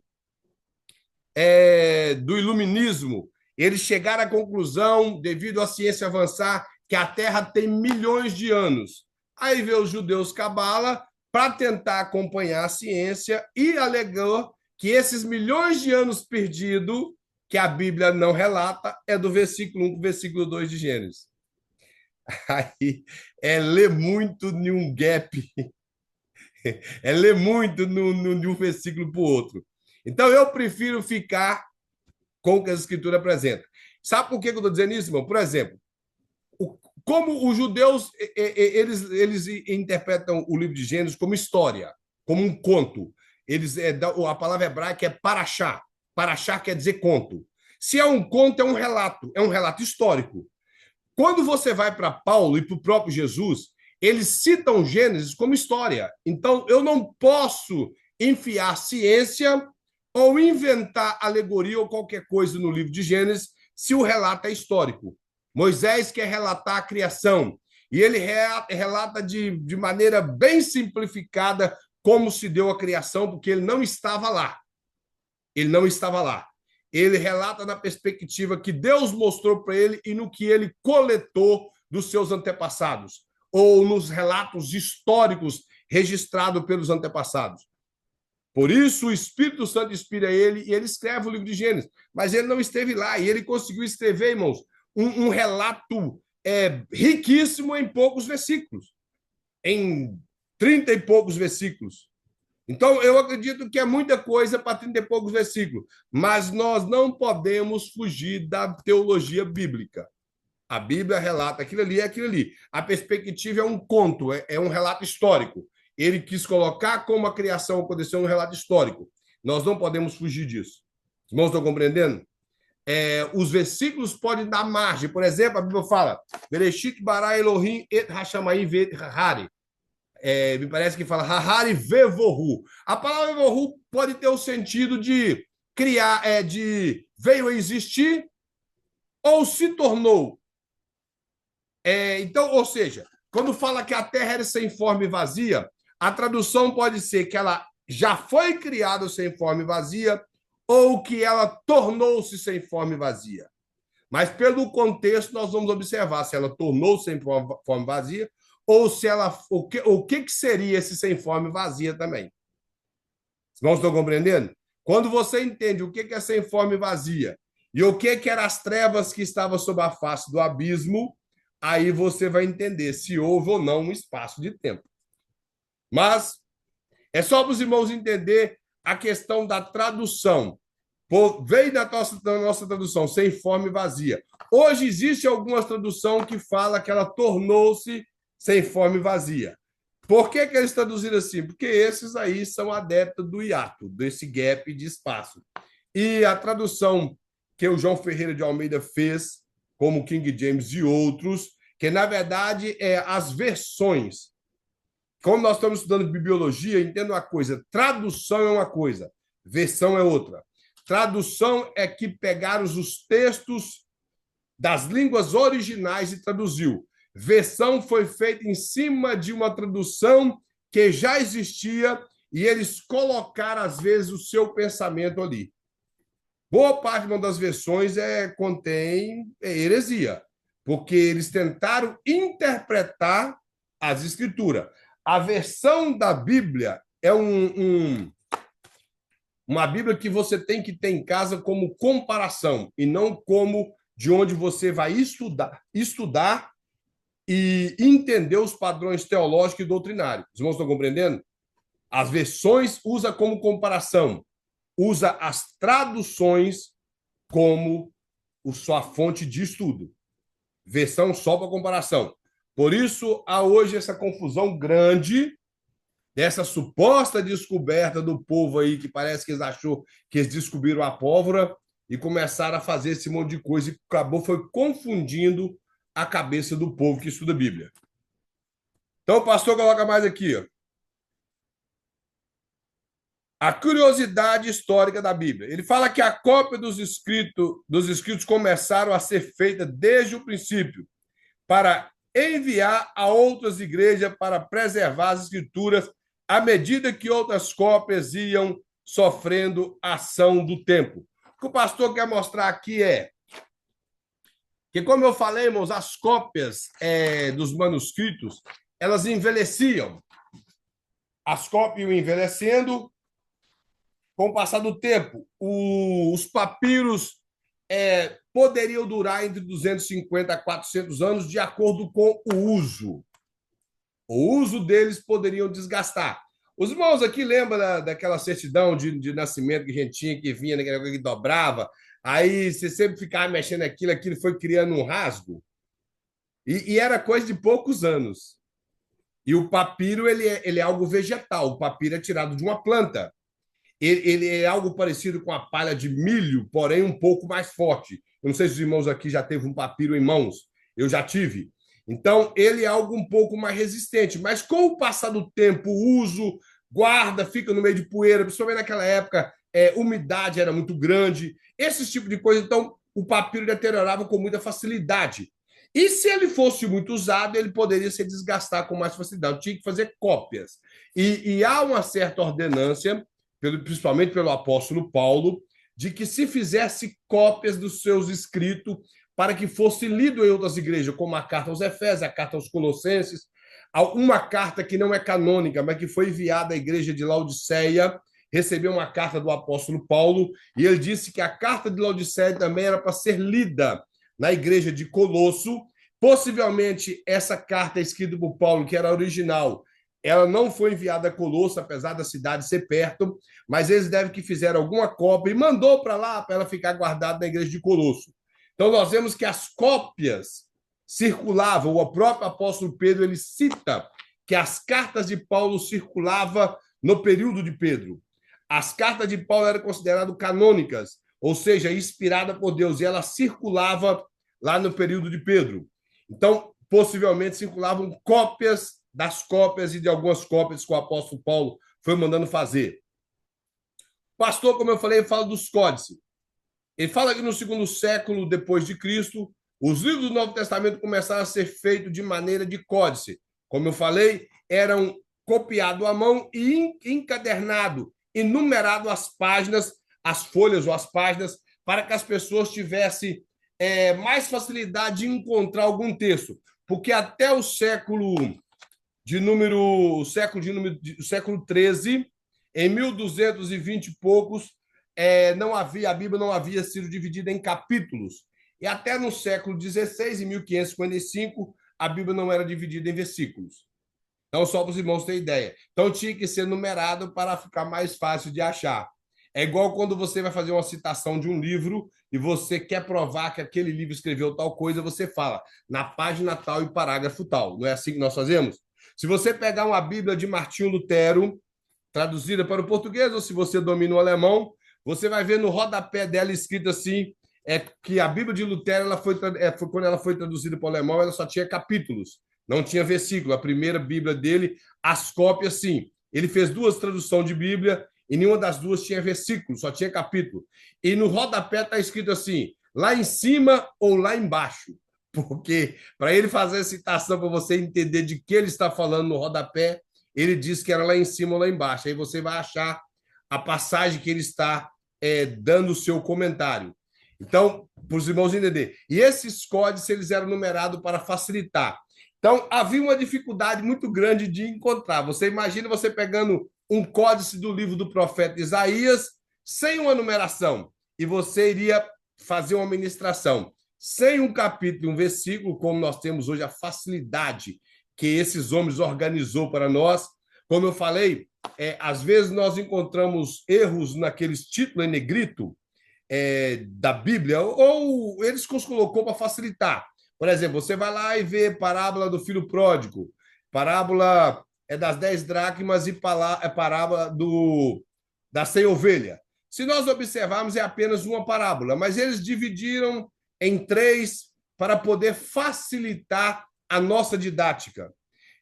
Há um erro, por exemplo, na parábola dos talentos. Eu não sei se os irmãos já observou, a Bíblia de tradução corrigida fala parábola dos 10 talentos. Os irmãos já viram isso? Só que lá fala assim, que o homem deu 5 para um, 3 para outro e 1 para o outro. Dentro da matemática dá 8, não dá 10. Então, pode contar lá, 5, 3 e 1. Melhor, 5, 2 e 1, não 3. 5, 2 e 1. Dá 8, não 10. Então, só que ele colocou... Hoje as Bíblias atualizadas só traz parábola dos talentos, tirado 10. Porque eles revisou a Bíblia, viu que estava errado. Resolveram contar e viu que estava errado. Mas eu, de forma alguma, estou fazendo uma crítica aqui, porque isso foi um trabalho extraordinário que eles fizeram para nós. Dividir em capítulo, dividir em versículo, numerar esses códigos, os primeiros códigos, e principalmente coloquei esses títulos em negrito, que foi algo bem depois da reforma. Isso ajudou bastante para nós. Porém, nós temos que entender que não podemos partir de um sermão dentro disso aí. Por exemplo, a Bíblia corrigida tem mais versículos que a Bíblia atualizada. Os irmãos sabiam disso? A Bíblia corrigida parece que tem 31.173 versículos. E a Bíblia atualizada tem 31.171. Não alterou nada, não tiraram e nem acrescentou. Simplesmente, ao dividir o versículo, uma dividiu um versículo e outra não. Por exemplo, lá em Lucas, quando fala aquela passagem de que os saduceus estão provando Jesus em relação ao que eles falam, que o homem casou e morreu, o seu irmão casou para cumprir a lei do levirato, e morreram os 10, por fim morreu a mulher, de quem que ela seria mulher na vida vindoura. Aí Jesus dá aquela palavra que lá não se casa nem se dá em casamento. Na Bíblia corrigida, lá traz assim, o segundo e o terceiro no mesmo versículo. Na Bíblia atualizada, traz o segundo e o terceiro em versículos diferentes. É a única coisa, mas o texto continua o mesmo. Os irmãos estão compreendendo?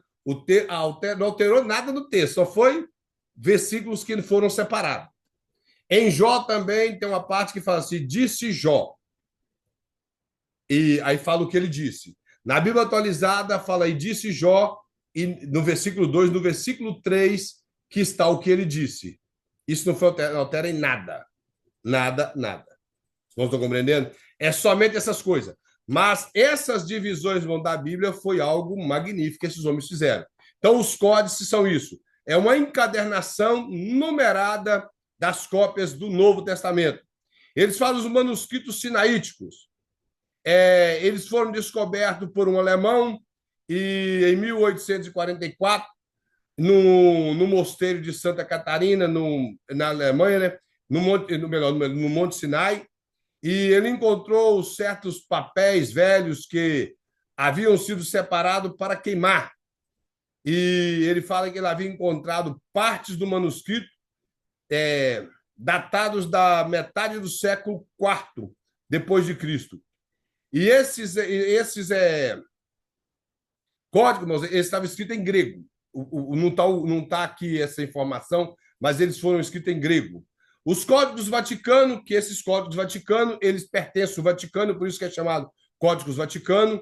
Eles foi feito no século IV depois de Cristo e encontra-se na Biblioteca do Vaticano, e ele fala de alguns fragmentos do Novo Testamento. Então, ele não é completo. Os códigos do Vaticano, ele serviu muito para fazer cópias do Novo Testamento, para poder fazer comparação, mas ele não é completo. Então, ele é uma encadernação também, mas talvez se perdeu ou não completaram a tradução, não se sabe por qual razão que ele não é completo, se algumas folhas se perderam ou se não fizeram completando. E os códigos alexandrinos, que foi encontrado na biblioteca em Alexandria, no Egito, fala que foi no século V depois de Cristo, encontrado-se no museu, hoje se encontra no Museu Britânico, né? Desde o século XVII, em 1627, fala que a Bíblia inteira, faltando alguns fragmentos, contendo também a epístola de Clemente. Clemente é um dos pais da igreja que escreveu Eu creio que essa epístola que está falando aqui é uma epístola que ele escreveu para a igreja de Corinto. Ele escreveu 2 cartas à igreja de Corinto. Não sabemos se contém as 2 epístolas, apesar que está aqui no plural. Nesses códigos se contém essas 2 epístolas. E os Salmos de Salomão. Salomão escreveu, além dos 2 salmos que são canônicos, que é o Salmo 127, e me fugiu qual outro salmo agora, que é um salmo de Salomão. Ele escreveu mais 18 salmos, que Salomão teve muitos escritos. Ele escreveu cerca de 3.005 cânticos, muitos provérbios, mas apenas 30 contém na Bíblia, sendo 2 não de Salomão, um de Agur e um de Lemuel, mostrando que 28 foram de Salomão. Ele compôs esses 2 salmos que estão na Bíblia, que são canônicos, e mais 18 salmos que você acha na internet. Se você colocar Salmos de Salomão, você vai achar lá esses salmos. Alguns até citam alguns livros, mas não são canônicos. Nesses códigos contém esses 18 salmos. Para nós terminar essa página, o pastor coloca aqui pautas para dificuldades bíblicas. Ele mostra que, primeiro, as citações não precisam ser citações exatas. O que o pastor quer mostrar aqui é que esse povo que gosta de confusão, que gosta de criar problema com a Bíblia, eles pegam essas citações que há pouca coisa de diferença, mas que não alterou no que o escritor quis falar ou no propósito de cada escritor, e eles querem falar que há erro. Por exemplo, Mateus, Marcos, Lucas e João, todos eles registram aquela frase escrita sobre a cruz, sobre a cabeça de Jesus. Todos eles citam essa frase. Porém, eles citam, eu não sei se você já reparou, eles citam de forma diferente. Mas eles citam de forma diferente por quê? Porque há um propósito em cada escritor. Mateus escreve com um propósito, Marcos com outro, Lucas com outro e João com outro. Mateus e João eram testemunha ocular. Mateus escreve para os judeus, por isso ele registra lá: este é o rei dos judeus, mostrando para os primeiros leitores do seu evangelho que Jesus era rei dos judeus. Marcos não preocupou em colocar detalhes, ele simplesmente foi lá e colocou Jesus, rei dos judeus. Lucas, este é Jesus, rei dos judeus.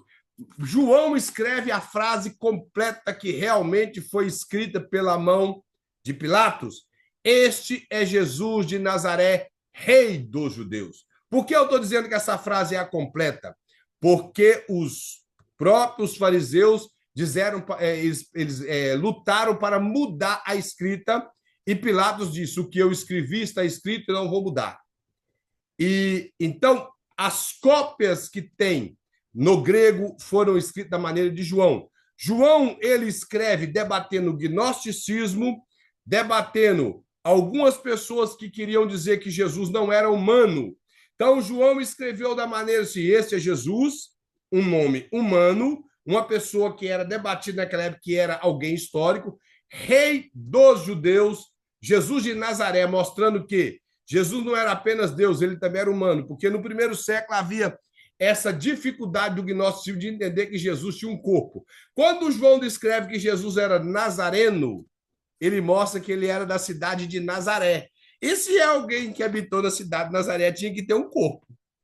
Então, essa é a razão que João escreve. Os irmãos estão compreendendo? Cada um tinha um propósito, basta ter interesse de interpretar. É só saber o propósito de cada escritor que nós vamos conseguir entender a Bíblia. Aí as pessoas criam esse problema para tentar invalidar a inerrância das escrituras e a sua autoridade. Outra passagem aqui é que o pastor coloca o relato do papel. Ele fala assim, um relato parcial não é necessariamente um relato falso. Por exemplo, ele dá a passagem em relação a Abraão, quando numa parte Abraão fala a respeito da mentira dele, e da outra ele explica a mentira dele em falar que realmente Sara era irmã dele por parte de pai. No primeiro relato, não sei se o irmão lembra, ele não disse isso. no segundo relato, na segunda mentira dele, ele fala isso. Então, não há contradição de um texto para o outro. O que há é que, primeiro relato, ele não falou por razão que ele tinha para não falar. No segundo, ele explicou por qual razão que ele falou que ela era irmã dele, que de fato ela era irmã. Era somente isso. O primeiro relato, Abraão tinha tanto medo de morrer, porque, segundo o que Moisés descreve, os egípcios matariam Abraão para não adulterar. O senso de justiça deles e de moral era um pouco estranho. Não podia adulterar, mas poderia tirar a vida do marido para a mulher ficar livre e eles ter ela, e o rei ter a mulher para ele no harém. Eu não consigo entender um padrão moral desse, mas no Egito tinha. E já no segundo, ele relatou que ela era irmã e, de fato, ele explicou que era. Então, não há nenhuma contradição. O pastor coloca outra questão aqui, que ele fala que em Mateus, Marcos e Lucas, ele fala que o relato parcial, melhor, na verdade, o de Abraão, ele fala que nem tudo que está na Bíblia é eticamente aprovado. Essa questão aqui também que o pastor quer mostrar, irmão, em relação a Abraão, que o fato dele ter mentido não quer dizer que nós podemos mentir. Esse também é o tipo do pensamento do pastor aqui.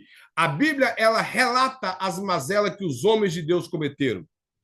Por isso que a Bíblia é perfeita. Porque se eu escrevesse a Bíblia, eu ia dizer que Deus chamou Abraão e que Deus fez dele uma grande nação, que ele era um homem velho, já avançado de idade, um milagre aconteceu, porque a esposa já tinha cessado o ciclo menstrual. E contaria toda aquela história bonita, sem contar que ele mentiu, sem deixar Josué contar lá na frente que Abraão era idólatra. Eu ia narrar uma história extraordinária de Abraão, como narraria de Davi. Porém, a Bíblia é tão perfeita na sua maneira que ela narra os erros dos homens de Deus e das mulheres de Deus para descrever e dar exemplo para nós não praticarmos a mesma falha.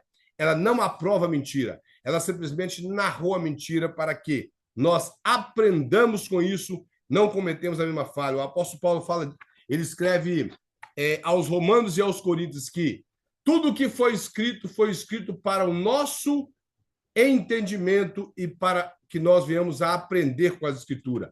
Então, o que está registrado não quer dizer que é padrão de ética para que nós cometemos as mesmas coisas. É para que nós aprendemos e não praticamos aquilo que é errado. Outra passagem, como eu falei, daquilo que é parcial, não é necessariamente um relato falso, é essa passagem do cego de Jericó. Mateus, que era uma testemunha ocular, ele registra de uma forma, Lucas e Marcos registram de outro. Por que que Lucas e Marcos registrou de forma diferente? Que Lucas e Marcos, eles colheram da boca de alguém, talvez Marcos de Pedro e Lucas da boca dos demais apóstolos, talvez até da boca de Pedro junto com os demais. Porém, Mateus, ele viu. Aqui o pastor coloca apenas a passagem do cego de Jericó, porque Mateus fala que são 2 cegos. E Lucas e Marcos fala que ele cita apenas um cego. Da mesma forma do demônio, do endemoniado de Gadara. Marcos e Lucas citam apenas um endemoniado. Mateus cita 2. Por quê? Mateus esteve presente, ele viu. Então, o relato dele era daquilo que ele viu. E Lucas e Marcos, ele relatou aquilo que ele ouviu. Possivelmente, eles se preocuparam em registrar o cego que se destacou, que era o Bartimeu, e o endemoniado que se destacou. Eles se preocuparam em simplesmente falar isso. Talvez o endemoniado que correu ao encontro de Jesus foi quem Marcos e Lucas preocupou em falar. Mateus, os irmãos observar, Mateus só fala que encontrou 2 endemoniados em Gesara. Aí parece haver também uma contradição, porque Marcos e Lucas falam Gadara, Mateus fala Gesara. Não sei se os irmãos já observou isso. Porém, Gadara e Gesara eram 2 cidades diferentes, não era cidade com o mesmo nome, eram 2 cidades diferentes que estavam geograficamente se encontravam na região chamada Decápolis. E Decápolis tinha como cidade principal a cidade de Gadara. Por isso, Marcos e Lucas citam a cidade principal.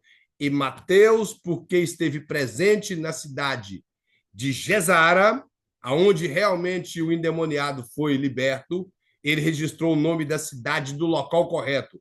Lucas e Marcos registram o nome da cidade principal. Não tem contradição, porque era uma região de 10 cidades. E ela era chamada de Decápolis. Ninguém conhecia aquilo pelos nomes, a não ser pela região de Gadara, que designava as 10 cidades. Outra passagem para nós terminarmos, irmãos. O pastor coloca aqui o relato diferente que são necessários. Ele mostra outra passagem aqui em relação a Jesus enviado por Caifás ou Anás. Caifás e Anás eram sogro e genro. Havia um erro aqui, porque o erro não está no texto, o erro está na política da época. Só podia ter um sumo sacerdote, mas Caifás, ele elevou o seu genro a sumo sacerdote, porém, ele continuou também como sumo sacerdote. E aqui tem uma passagem que vai falar que foi Anás que enviou Jesus, e outro vai falar que é Caifás. Possivelmente os dois enviaram, então não tem erro. Os dois estavam presentes naquele local, naquele dia. Então, Mateus preocupou em registrar que foi Anás, e João preocupou em registrar que foi Caifás, mostrando que os dois estavam presentes no mesmo local. Nós vemos isso no Evangelho de João. Outra que ele mostra é a questão também do cego de Jericó, que o pastor coloca aqui que a palavra diferente pode ter significado igual ou vice-versa.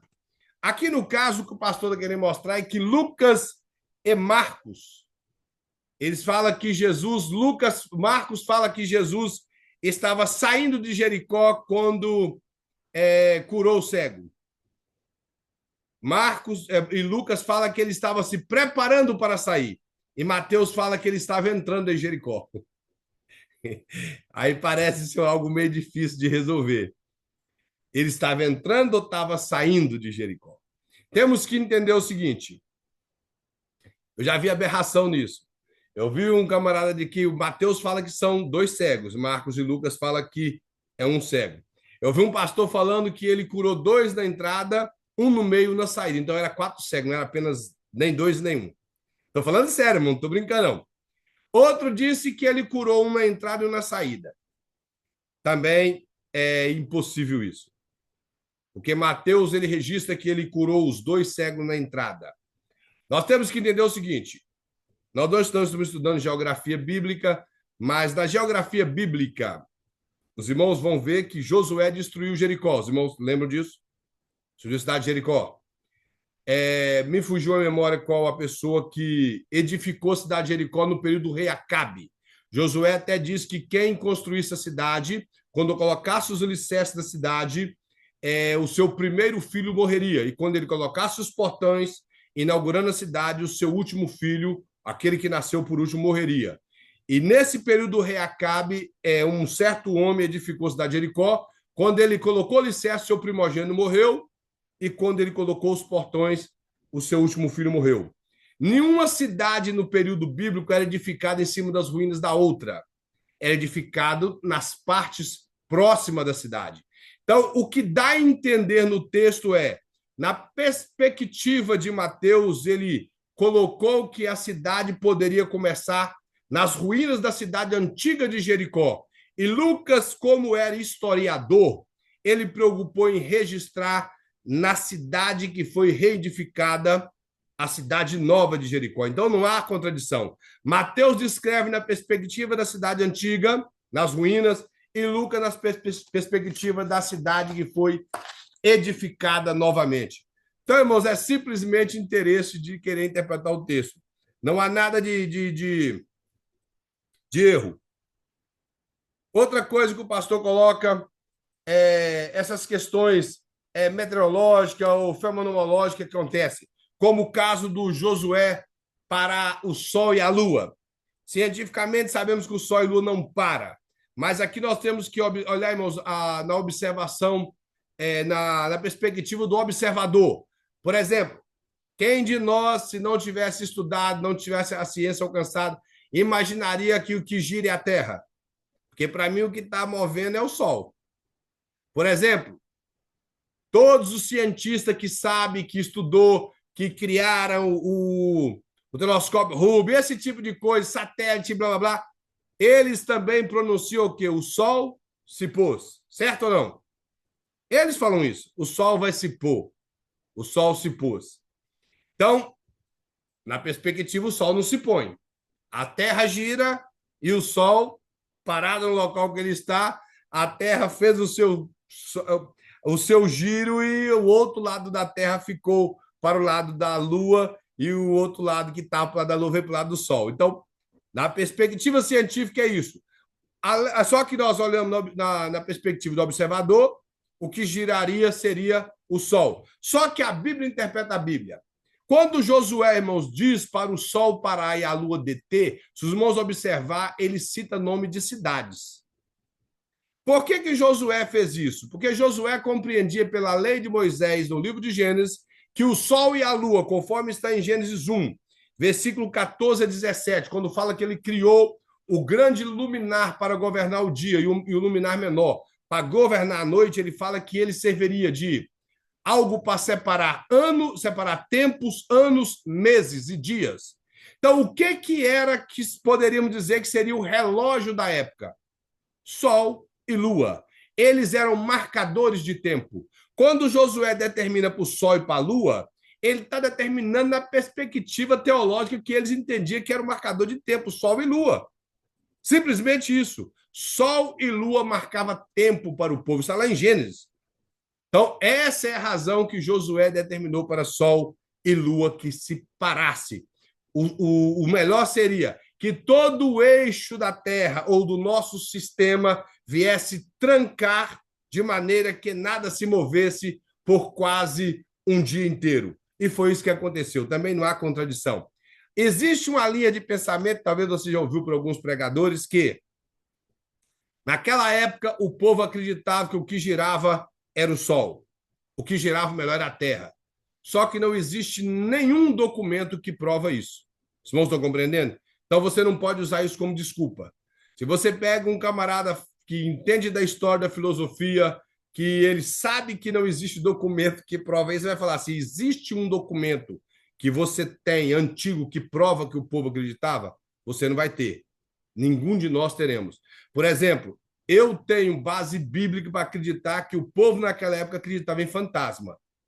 Tem Isaías, tem no livro de Josué, tem nos evangelhos que o povo acreditava em fantasma. Então nós temos documentos. Você fala assim, ó, o povo antigo acreditava em fantasma. Está lá na Bíblia, que a Bíblia fala que o povo viu Jesus andando sobre as águas, pensou que era um fantasma. Mas não tem nenhum registro histórico ou bíblico que o povo acreditava que a terra é que girava. Os irmãos estão compreendendo? Interpretamos a Bíblia na perspectiva da teologia bíblica. E, por último, a última dificuldade que o pastor fala aqui é que ainda tem a explicação não necessária, ficarão sem explicação no futuro.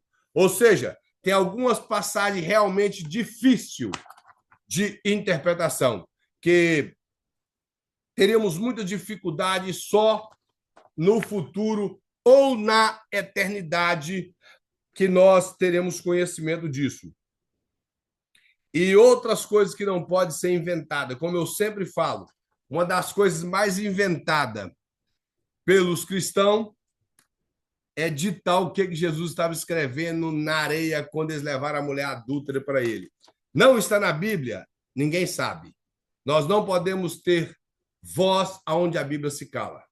Estão compreendendo? Se a Bíblia registrou, podemos ter alguma dificuldade em interpretar. Mas, como eu falei, vamos trabalhar o texto para chegarmos a uma interpretação boa da Bíblia. Tem passagens difíceis? Tem, mas nada impossível. Eu costumo dizer isso, que nada é impossível, porque quem inspirou a Bíblia mora em nós. Nós é que somos pessoas que gostamos de atropelar o texto bíblico por preguiça, porque aprender a Bíblia requer esmero, requer tempo, requer investimento, requer paciência. Você vai lá e lê um negócio e acaba não entendendo, aí você relê, não entendeu e pula para frente. Então, nós temos que ter paciência com a interpretação bíblica, senão nós vamos cair nesse tipo de pensamento, no ceticismo teológico, e passaremos, às vezes, até a se adaptar a uma teologia liberal por não conseguir compreender as Escrituras por falta de paciência e de investimento. As Escrituras, irmãos, é um investimento maior que qualquer um de nós que estudamos teologia poderia dedicar à nossa vida. Amém? Alguém tem alguma colocação, alguma pergunta? Amém? Podemos agradecer ao Senhor. Vou só, irmãos, fazer a chamada.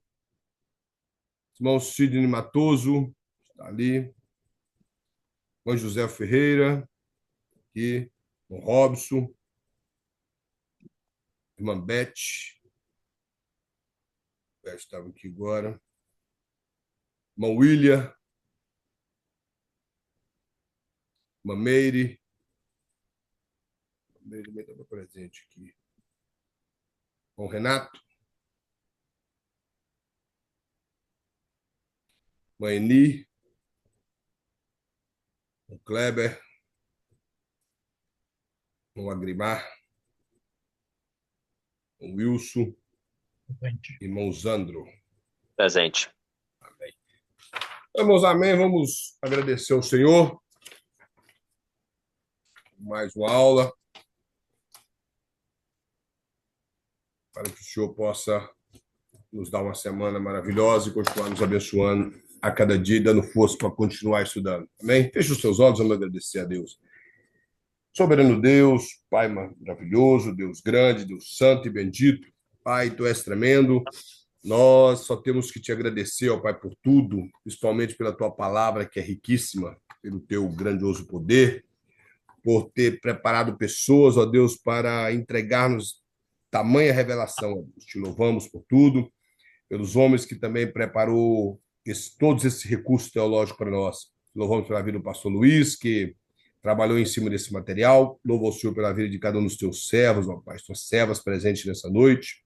Que o Teu Espírito, ó Pai, continue fortalecendo, dando vitória, guardando, ó Pai, sustentando, tirando, ó Deus, todo o desânimo, para que continue estudando e permaneçam, ó Pai, a cada dia na Tua presença. Seja conosco, ó Pai, nos guarde no percurso da semana, em nome de Jesus. Amém. Tá bom, que Deus em Cristo abençoe a todos. Todos tenham uma maravilhosa noite. Que o Senhor possa estar te abençoando no percurso dessa semana. Boa noite. Um abraço a todos. Paz do Senhor para os irmãos. Amém. Paz do Senhor.